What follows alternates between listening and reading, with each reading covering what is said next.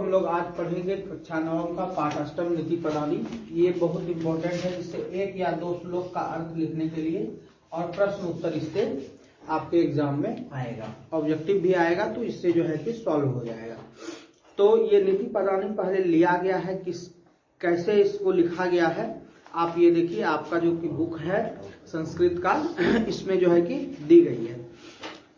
इसके पहले हम लोगों ने पहला चैप्टर जो था हम लोग पढ़े थे मंगलम, उसके बाद फिर हम लोग यक्ष युधिष्ठिर संवाद भी, ईशा स्तुति भी पढ़े थे, और फिर यक्ष युधिष्ठिर संवाद में भी कुछ पढ़े थे। तो उसमें जो भी छूटा हुआ है वो बाद में बता देंगे। यहाँ पर देखिए कहानी से ज्यादा कविताएं से यहाँ पर, यानी कि जितना भी पंक्ति वाला पद्य वाला होता है पद्य खंड से ज्यादा आता है।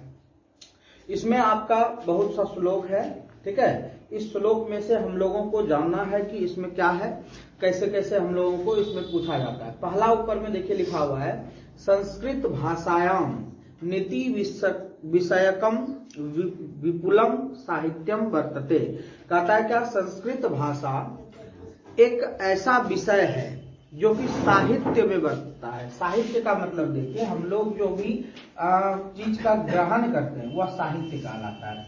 तो साहित्य का मतलब हुआ ग्रहण में से कोई भी, चाहे कला का ग्रहण करो, ज्ञान का ग्रहण करो, भाषा का ग्रहण करो, उसमें से आपका साहित्य आता है, जिसमें संस्कृत एक ऐसा साहित्य है जो कि बहुत ही पुराना हम लोगों के लिए साहित्य है, इसे हम लोगों को जानना चाहिए। तो वही कहता है संस्कृत भाषायाम, संस्कृत भाषा नीति विषयकम, रोज रोज के विषय में, नीति विषय मतलब कि निश्चित है, जरूरत वाली चीज है, विपुलम साहित्यम वर्तते, यह साहित्य के लिए वर्णित है।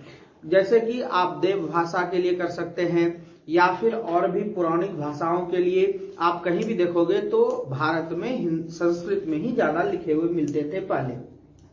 फिर कहता है सदाचारस्य शिक्षाया नीति मानवान उन्नतान करोति। कहता है क्या, सदाचार मतलब कि अपना विचार को उत्पन्न करने के लिए शिक्षाया नीति मानवान उन्नतान करोति, मानव का जो है कि उन्नति करता है ये भाषा। क्योंकि आप कोई भी मंत्र को देख लो, चाहे मंत्र पर हम लोग विचार विमर्श करो आपको संस्कृत में मिलेगा, कोई श्लोक देख लो वो भी आपको संस्कृत में मिलेगा, और कोई भी अनुष्ठान देख लो, यज्ञ देख लो, जितना सारी चीजें आपको मिल रहा है उसमें प्रयोग होने वाली भाषा संस्कृत भाषा है। तो इसीलिए इसमें सबसे पहले, जैसे मान लिया जाए आपको कहेगा नीति पदानी पर 10 पंक्ति लिखें, तो आपको सबसे पहले ये सब भी बताना होगा कि नीति पदानी होता क्या है। नीति पदानी क्या है, संस्कृत से लिया गया कुछ पंक्ति है जिसको हम लोग पढ़ते हैं, तो वह संस्कृत क्या है। तो संस्कृत है क्या कि संस्कृत एक ऐसी भाषा है जो साहित्य में वर्णित है। ये पहला लाइन में यहाँ पे हिंदी का रहा है।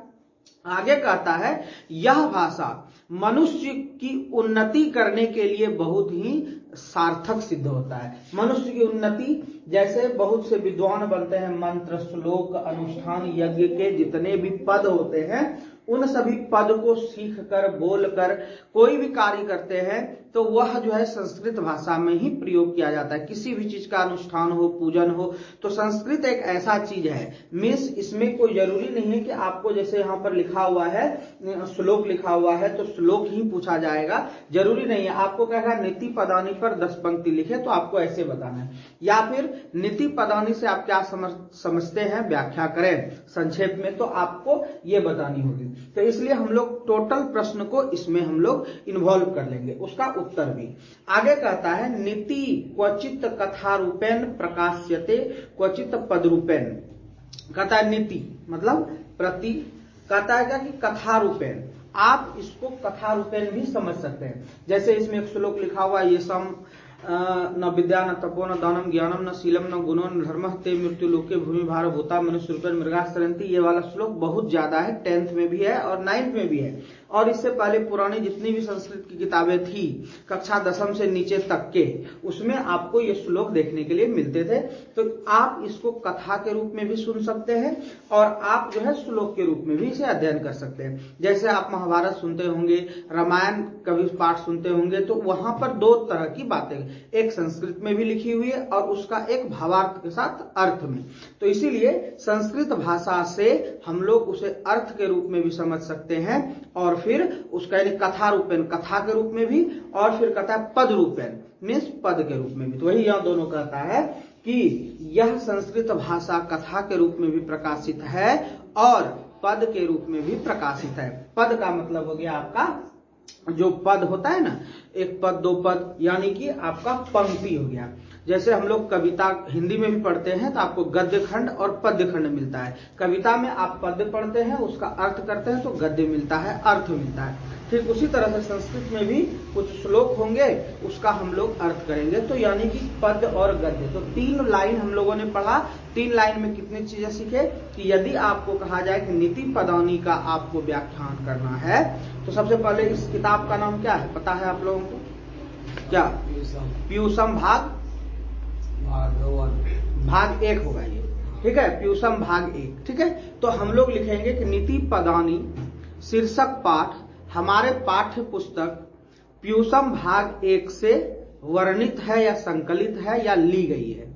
उसके बाद नीति पदानी जो हम लोग पढ़ रहे हैं ये किस चीज के लिए है? संस्कृत की भाषा का वर्णन करने के लिए है, जो कि साहित्य में यह भाषा वर्णित है। ऊपर में ये संस्कृत भाषा एक साहित्य में वर्णित भाषा है। यह हम लोगों को सदाचार यानी कि अच्छा विचार उत्पन्न करवाता है और मानव का उन्नति करवाता है। वही यहाँ लिखा हुआ है, सदाचार से शिक्षा नीति मानव उन्नतान करोति, मीन्स मानव का यह कल्याण करता है। उन्नति करना मीन्स कल्याण करना। फिर कहता है नीति क्वचित कथा रूपेण प्रकाश्यते क्वचित पद रूपेण। बहुत जगह यह आपको गद्य में भी लिखा हुआ रहेगा और आपको पद्य में भी लिखा हुआ रहेगा। ये हो गया। आगे देखिए कहता है पंचतंत्र कथां तोति नीति ग्रंथ अस्ति। कहता है क्या? पंचतंत्र मीन्स 5 तंत्र जो है कि इस नीति ग्रंथ में आप लोगों को बताया गया है कि किस प्रकार से हम लोगों को पंचतंत्र का प्रयोग करना है। पंचतंत्र का मतलब क्या होता है कि आप पंच मतलब 5 हो गया, तंत्र मतलब इसमें वर्णित है 5 बातें। ठीक है, फिर कहता है कौन कौन सा, उसको यहां पर देखिए। कहता है नीति शतकम मीन्स, नीति शतकम मीन्स 100, शतक मतलब होता है 100, आप लोग जानते हैं। संस्कृत में शतकम मतलब हो गया 100। तो कहता है क्या कि नीति शतकम एक ऐसा पाठ है जो कि नीति शतकम है। दूसरा है चाणक्य नीति दर्पण, चाणक्य नीति का दर्पण, विदुर नीति एवं मादया ग्रंथा पादमक का। कहता इस प्रकार के बहुत से ग्रंथ वर्णित है। तो आपको क्या करना है आगे के लाइन में कि संस्कृत जो है एक पंचतंत्र कथा है जिसमें नीति शतक, चाणक्य नीति दर्पण और विदुर नीति इत्यादि यहाँ पर वर्णित की गई है। फिर कहता है सर्वे अपि ते मानवस्य प्रगतिम पदिसन्ति।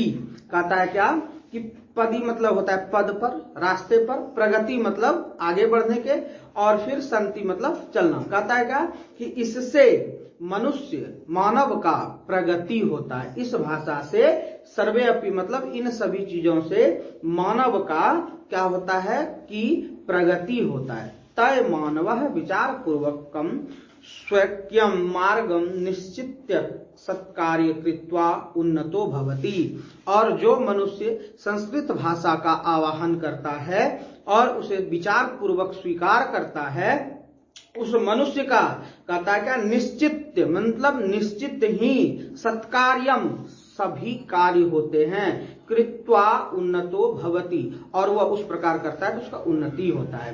कहता है समाजस्य हिताय उपयोगी चो जायते। समाजस्य मतलब समाज के लिए भी, हिताय मतलब हित में, समाज के हित में भी यह उपयोगी होता है।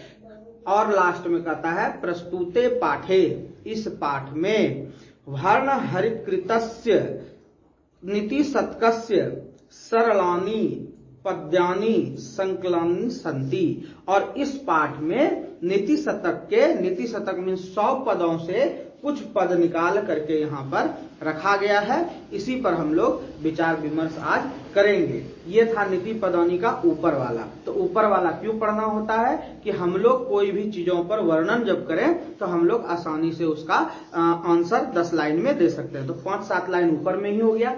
अब 2 श्लोक का अर्थ यदि आपको माइंड में है लिख दीजिए, इसका नीचे में निष्कर्ष लिख दीजिए कि इससे क्या प्राप्त हुआ हमें। तो इससे क्या पता चलेगा कि हम लोग आसानी आसानी से हम किसी भी पाठ को अच्छे प्रकार से बता सकते हैं। तो ये हो गया आपका। चलिए नेक्स्ट हम लोग आगे के लिए देखते हैं। तो देखिए हमारे सामने 2 श्लोक लिखा हुआ है, इसको हम लोग सबसे पहले देखिए। बच्चे दिक्कत क्या होता है कि वो पढ़ नहीं पाता। कहीं भी आप लोग पढ़ते होंगे, आपको जिस तरह हम तोड़ तोड़ के अलग अलग अर्थ बताएंगे, वो कहीं पर भी आपको नहीं बताया जाएगा, और उसी कारण से उसका अर्थ केवल नहीं निकाल पाता। इंग्लिश में क्या है, मान लिया जाए आप लोग कहते हैं कि कोई सेंटेंस हम लोगों ने देखा, तो व्हाट इज योर एम, तो कहने का मतलब है कि हम हर एक शब्द का अर्थ जानते हैं, तो पूरे का अर्थ निकाल लेते हैं। ठीक उसी तरह से यदि हम अज्ञः जान जाएं, सुखम, आराध्यः जान जाएं, इस प्रकार से हम तोड़ तोड़ के सब पढ़ाते हैं। यदि आप ये सीख लेते हैं तो फिर आपको समझ में आ जाएगा कि इसका अर्थ क्या कह रहा है, और यदि 50-60% आप अर्थ को समझ लेते हो तो आप जो है कि अपने शब्दों में परीक्षा में अच्छे से उत्तर दे सकते हो। तो ध्यान से देखना, एकदम याद करवा देंगे। कोई यहाँ पर आप लोगों को शिक्षांजलि या फिर किसी प्रकार की पुस्तकों की आवश्यकता नहीं पड़ेगी कि हमें देख करके सीखना है, रटना है। देखिए कहता है अज्ञः। अज्ञः का मतलब होता है मूढ़, मूढ़ का मतलब होता है मूर्ख। जितना बात बता रहे हैं ध्यान देना। अज्ञः का मतलब होता है मूर्ख। अब देखिए यहां पर क्या कहता है, सुखम प्लस आराध्य। आराध्य मतलब होता है धारण करना, सुखम मतलब होता है सुख। देखिए इसी से तो निकल गया अर्थ, क्या निकल गया कि अज्ञः मूर्ख है वो कौन, जो सुख धारण करता है। क्लियर हो गया। इसमें एकदम साधारण से शब्दों में सीखना है, ये नहीं कि रट्टा मार लिए 10 दिन फिर भूल जाएंगे, छोड़ देंगे, तो 11वां दिन हम अर्थ नहीं बता पाएंगे। रटना नहीं, एकदम ध्यान से देखो। सब वर्ड को हम अलग अलग कर रहे हैं। सुखम जोड़ आराध्य मीन्स सुख, यहां सुखम अलग हो गया, आराध्यम अलग हो गया। इसका संधि विच्छेद करोगे तो सुखम में हलंत लगा के फिर आ का जो है उसमें आराध्य लगा देना है। तो ये सुखम आराध्य हो गया। अज्ञः मतलब मूर्ख हो गया। कहने का मतलब वह मनुष्य मूर्ख कहलाता है जो सुख धारण करता है। कहने का मतलब विश्लेषण कर लो अपने से, जितना विश्लेषण करोगे आपका नीति पदानी का उतना, जो 10 लाइन पूछेगा तो हम 15 लाइन आंसर दे देंगे, सटीक आंसर देंगे, कोई दिक्कत भी नहीं होगी।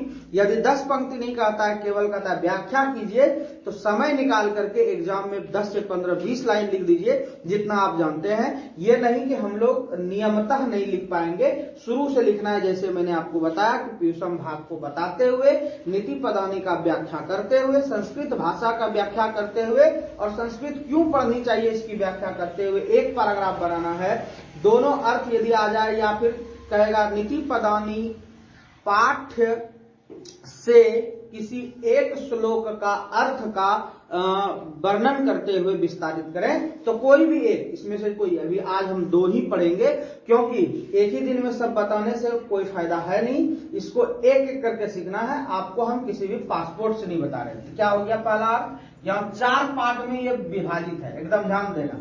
ये 4 पार्ट में जितना भी श्लोक होता है वो ज्यादा से ज्यादा 4 पार्ट में विभाजित होता है। एक लाइन हो गया, वह मनुष्य मूर्ख है जो सुख धारण करता है, या इसको कह सकते हैं सुख धारण करने वाला मनुष्य मूर्ख होता है। हो गया पहला। आगे बढ़िए थोड़ा सा, ठीक है। फिर कहता है सुख तरम, यहां तक सुख तरम, देखिए यहां से यहां तक हो गया सुख तरम। फिर आराध्यते विशेषज्ञ। देखिए तब सुख धारण करता कौन है, जब आप विशेष हो जाओगे। विशेष का मतलब होता है विद्वान, मीन्स आप जब ब्रह्म में लीन हो जाओगे, ब्रह्मा में मिल जाओगे, विद्वान बन जाओगे, ज्ञान आपके पास हो जाएगा, आप विशेष हो जाइएगा। विशेष का मतलब देखिए क्या, पासपोर्ट में बहुत सारे अर्थ मिलेंगे, मैं जो बता रहा हूं उसका ओरिजिनल अर्थ होता है।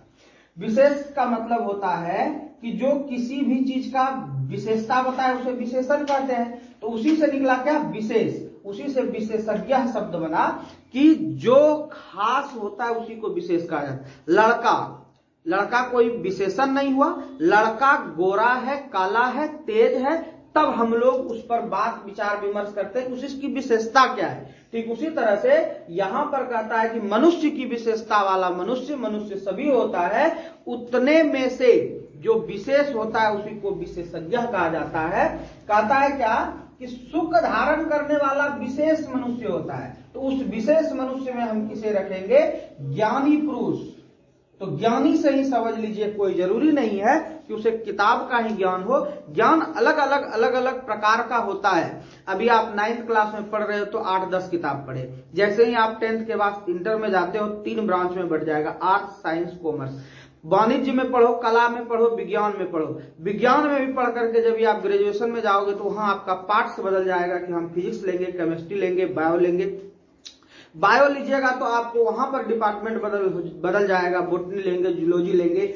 मैथ ऑनर्स करते हैं तो आगे जाकर के आपको जो है कि केवल एक विशेष पर ही आगे बढ़ता है। कोई स्टैटिक्स पढ़ता है, कोई मैट्रिक्स पढ़ता है, कोई डिटर्मिनेंट्स पढ़ता है, कोई सेट थ्योरी पढ़ता है।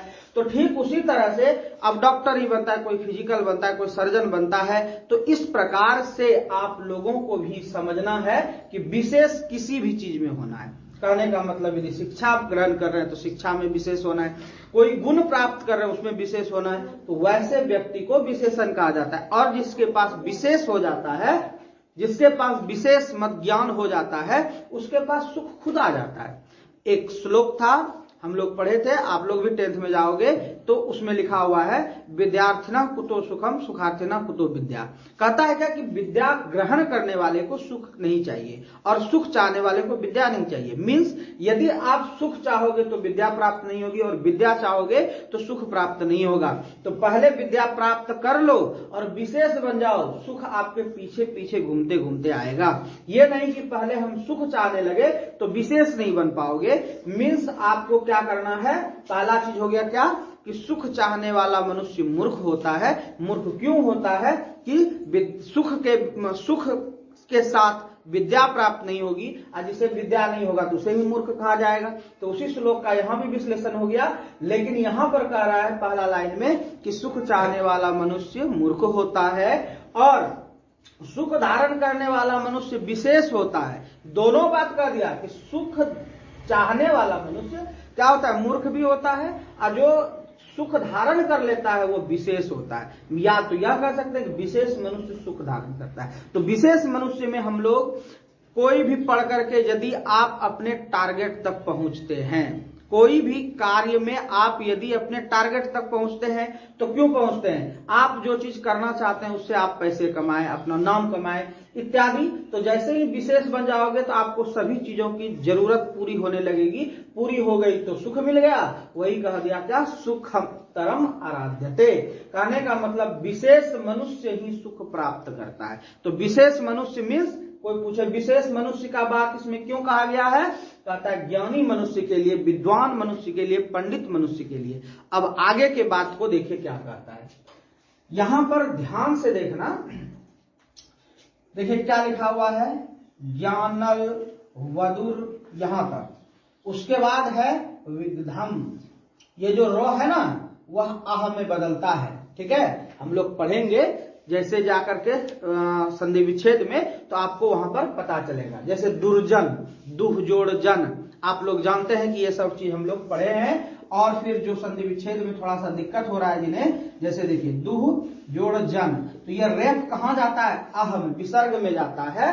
तो यहां पर देखिए आपका ज्ञानल वधुह यहां तक छोड़ देना है। ठीक है, फिर यहां देखिए विदधम। देखिए क्या कहा, कितना सुंदर शब्द कहा, जिन्होंने ज्ञानल वधु, ज्ञान को समझ लिया। ज्ञानल वधु विदधम, विदधम मतलब होता है ज्ञान के छोटे छोटे पाठ को, कि जो ज्ञान को, छोटे छोटे पाठ को जान लिया, ज्ञान के हर एक भाग को जान लिया। तो ज्ञान का हर एक भाग क्या है? ज्ञान प्राप्त करने के लिए हमें सुख नहीं चाहिए, पहला चीज गलत हो गया। दूसरा, इसके साथ सुख में क्या क्या होता है? सुख होता है किस मनुष्य को? अभिमानी मनुष्य को। अब अभिमान नहीं होनी चाहिए, घमंड नहीं होनी चाहिए। इन सभी चीजों का त्याग करते हुए जो ज्ञान से दुर्लभ, यानी ज्ञान से दूर नहीं रह सकता, यानी कि ज्ञान से आप लोगों को बिछड़ना नहीं है। या फिर वैसा मनुष्य जिसके पास ज्ञान नहीं है, कहता है क्या कि ब्रह्मा अपि, वह उस मनुष्य को ब्रह्मा भी माफ नहीं करते। कहने का मतलब हो गया कि उस मनुष्य से ब्रह्मा भी प्रसन्न नहीं होता। रंजयति मतलब होता है प्रसन्न होना।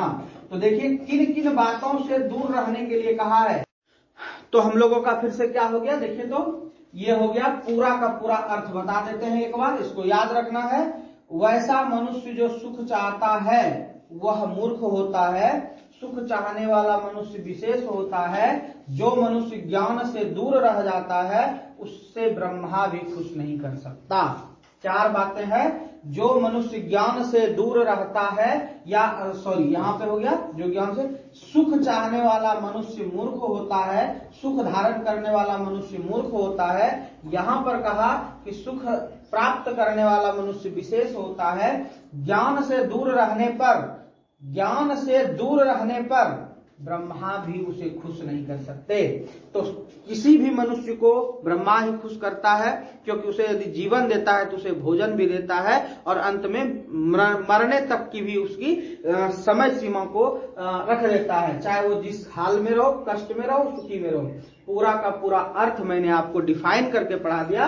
पढ़ने के लिए देखिए, अज्ञः सुखम आराध्यः सुखतरम आराध्यते विशेषज्ञ, पूरा तोड़ तोड़ के बता दिए। ये नहीं कि बड़ा है तो पढ़ नहीं पाएंगे। यहां पर ज्ञानल वधु विद्धम ब्रह्मा अपि, इसमें भी ब्रह्म जोड़ अपि, ब्रह्मा अपि, अपि मतलब होता है भी, ब्रह्मा भी वैसे मनुष्य को, नर मतलब मनुष्य, ना मतलब नहीं, रंजती मतलब खुश कर सकता है, यानी कि वैसे मनुष्य को ब्रह्मा भी खुश नहीं करता है, कर नहीं सकता है। किसको? जिसके पास ज्ञान नहीं है, जिसके पास ज्ञान से दूर रहता है, जिसके पास सुख है, ऐसे मनुष्य को। मीन्स यदि हम लोग कोई भी चीज का कार्य करते हैं तो उसमें आपको कष्ट होगी। चलिए, ये था आपका पहला।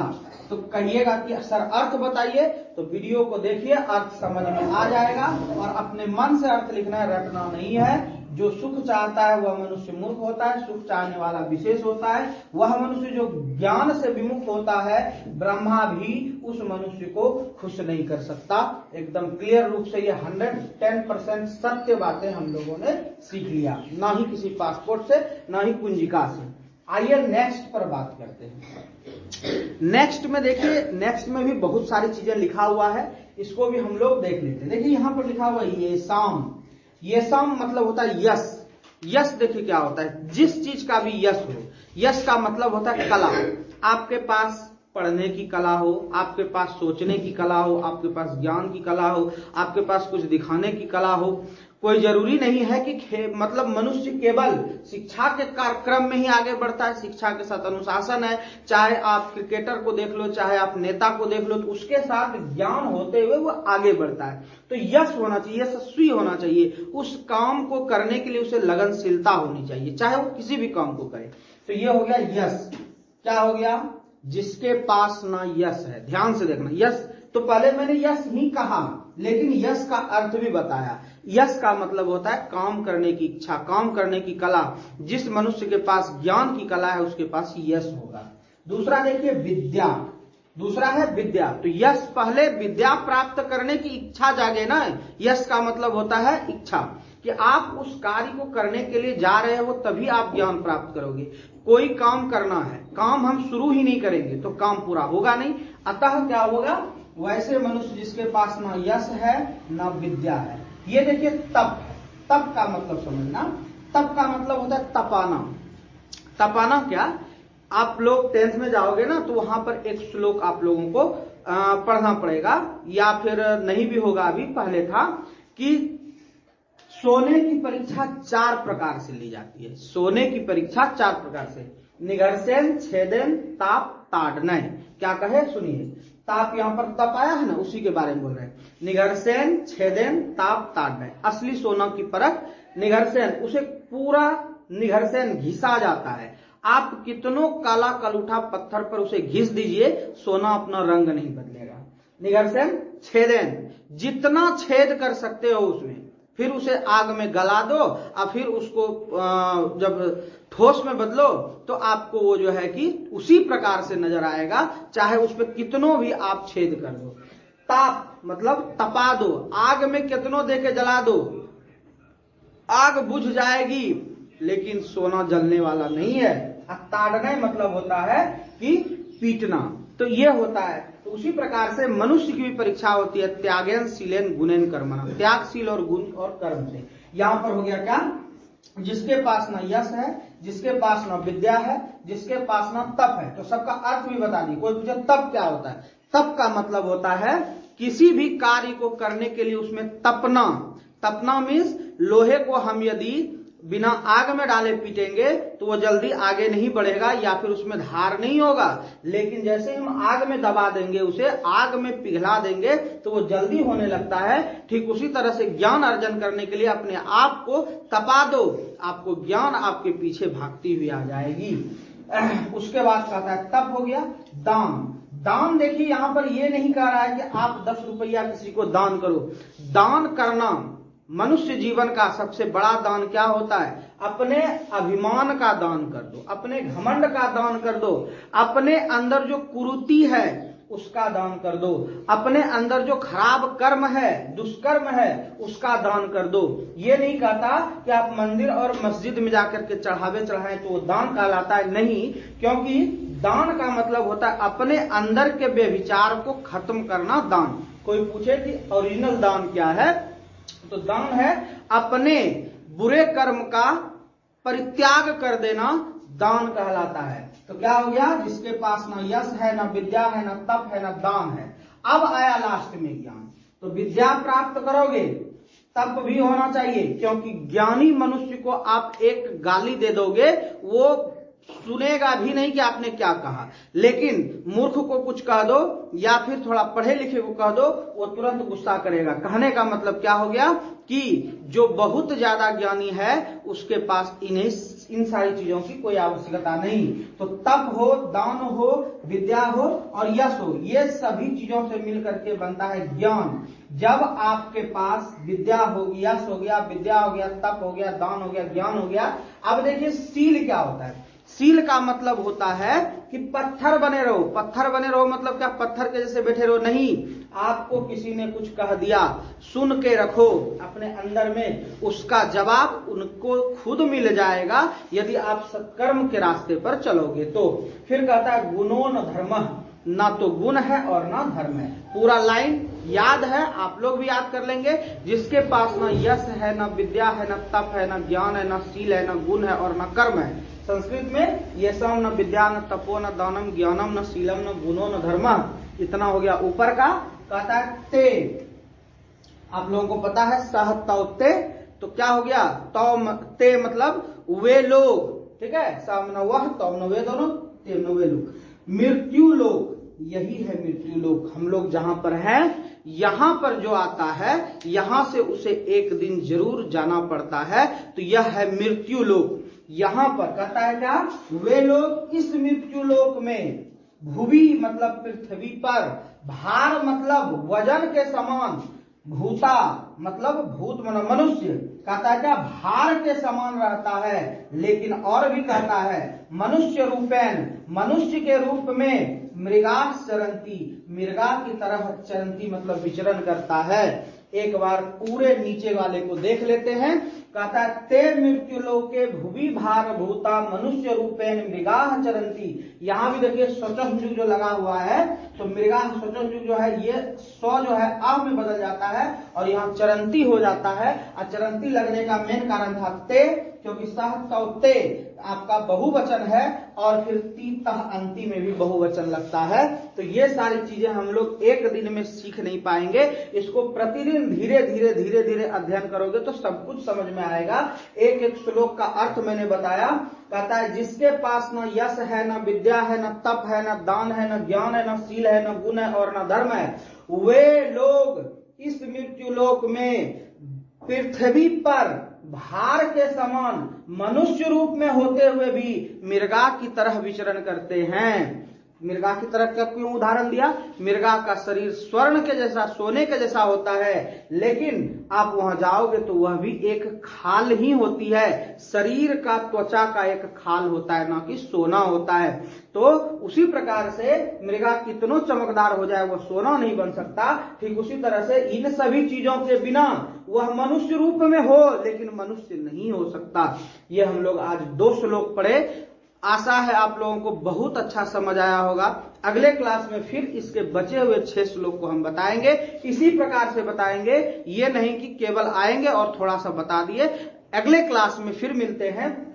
ये जो आज का जो 2 श्लोक हुआ और इसके पहले ऊपर का जो हमने लिखा, इससे ही केवल आप 20 से 25 लाइन नीति पदावली का आराम से लिख लोगे, कोई दिक्कत नहीं होगा। दिक्कत होगा तो आप हमसे कमेंट बॉक्स में पूछिएगा, मैं आपको उसका अर्थ भी बताऊंगा। तो आप लोगों के लिए HW रहा नीति पदावली श्लोक का, नीति पदावली के किन्हीं 2 श्लोक का व्याख्या करते हुए वर्णन करें। प्रश्न ये रहा। तो व्याख्या क्या हुआ? यही हुआ व्याख्या करते हुए। और वर्णन करना है तो वर्णन की बात आई तो नीति पदावली को भी बताना है। और नीति पदावली में संस्कृत की महत्ता को बताया है, तो संस्कृत की महत्ता को बताते हुए आप लोग नीति पदावली का बताएंगे। तो इसका कंप्लीट करके आएंगे, फिर हम लोग अगले क्लास में आगे पढ़ेंगे। समझ में आया? अच्छा लगा? तो कोई भी कुंजिका और दीक्षांजलि काम नहीं देगा। इस प्रकार से पढ़िए, सब अर्थ को याद कीजिए। मिलते हैं अगले क्लास में।